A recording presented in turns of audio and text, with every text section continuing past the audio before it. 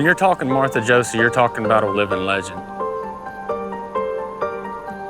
She impacted barrel racing as nobody else has. Watch that turn off that second barrel. I'll tell you one thing, because she is an excellent rider. There'll never be another Martha Josey, ever. She's going to do it again tonight. Take a run at All her. right, Lynn, she's placed in every go so far. Nice run for Martha.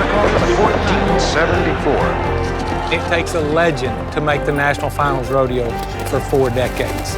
Not only did she win world championships, she took that knowledge and passed it on to other people. Hundreds of thousands of lives have been touched. How many little girls are going to remember Martha Josey and what she's helped them do in their career? Martha definitely had to overcome a lot of odds in her life. Medical doctors telling her, you may never walk again. I think that adversity brings out the best in a person. You can do anything you want to if you want it bad enough. This is Martha Josey. Just what it's going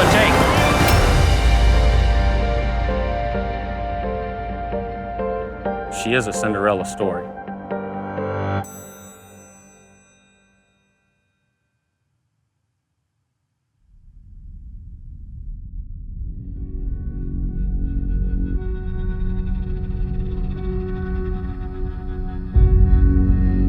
Horses are the greatest thing that can happen to people. Even as a little girl, that's all I wanted to do was ride, ride, ride. When you say Martha Josey, you're talking about a rider. You are talking about barrel racing, and she trains probably some of the greatest barrel horses in the world. One of the most special times in Martha's life was the 1980 NFR. You know, she's actually competing against people that she helped train. Get ready with Lynn McKenzie now. I'll tell you what, look at this horse run. This first NFR was... Lynn McKenzie and I are nick and tough. She's a student, so I'm really proud of her, but I want to beat her. Every young girl's dream, I think, is to make the NFR. At the end of the 10 rounds, whoever's got the most money won is your world champion. It was down to the 10th run, and that's when it's pretty exciting. I'm thinking, I want this run, and I want it bad. It is the toughest. We drive thousands and thousands of miles for 16 seconds. You're in the road 24 hours a day. You stop, you fuel up, you have blowouts, you have trailer malfunctions, you have horse malfunctions. 16 seconds into it, and it's over.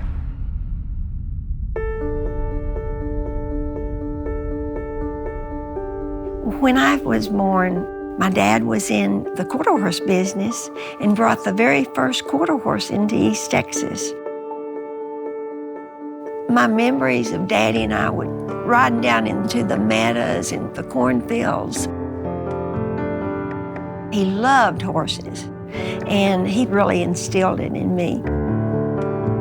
You know, he wanted me to be a cowgirl.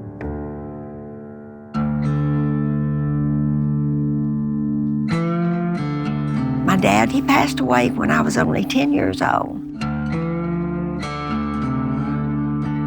It was very hard because being a daddy's girl, it really took a toll on me. And my mother actually had to sell all the horses, and we had no way to take care of them. But she kept one stallion, thinking that someday maybe I could get to ride again. And then one day, I went to a rodeo in Shreveport, Louisiana. And I thought, I don't belong up in the stands, I belong down there with the horses. The next day, I hunted up my daddy's old roping saddle. My horse had not been out of the stall for 8 years. Put that saddle on and found an old rusty barrel, and I started barrel racing. And my dream was to be that champion that my daddy wanted me to be. I said, I'm going to do this. I'm going to be a cowgirl. Barrel racing was just really getting started. Cowgirls were wanting to do something, and they knew that it was going to be hard riding bulls and broncs, but I did some of that too.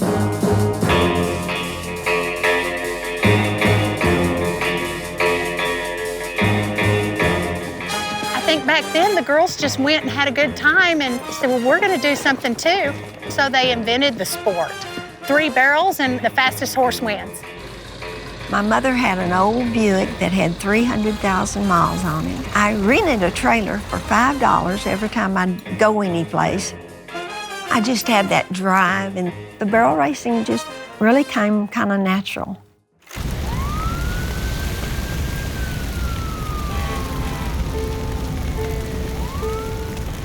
At that time, my mother and I was living in my grandmother's house, and it burnt.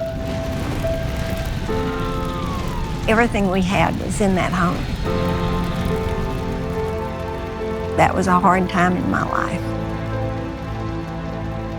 For a senior in high school, that was very traumatic to lose your home and everything you had. Anytime you have the low, you need to go to the high. I thought, I've still got my horse. I'll still ride. And I made up my mind I could do everything I wanted to. In spite of the difficulties that had occurred, and I shouldn't use such a word as difficulty when I'm speaking of losing your house and losing your father, such a benign word. No, in spite of the disasters which had occurred in her life, she could have quit. That's not in her. Been to